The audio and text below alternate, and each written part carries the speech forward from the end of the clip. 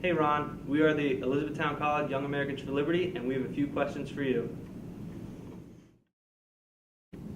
Dr. Paul, you've come out in support of Edward Snowden on the terms of government transparency and privacy rights.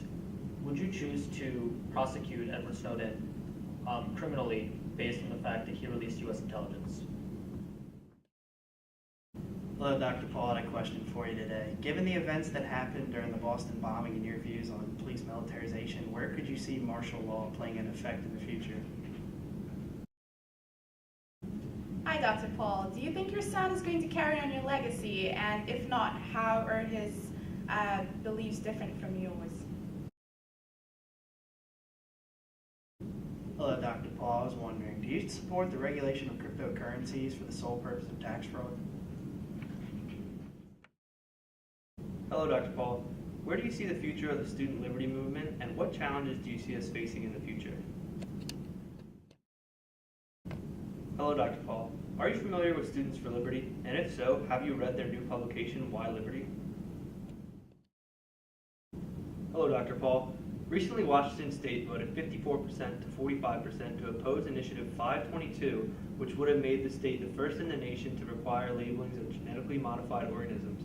In your opinion, should a majority of voters be able to impose a regulation such as this on business? And do you see this initiative popping up in other states?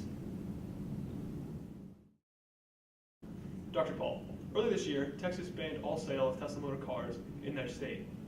Do you think there's any justification to this? Hello, Dr. Paul. Do you have any suggestions for more apolitical students like myself to further spread liberty?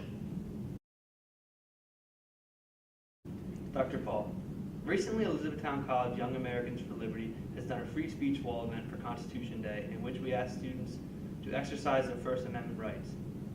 Is there any activism from student groups that you'd like to see in the future?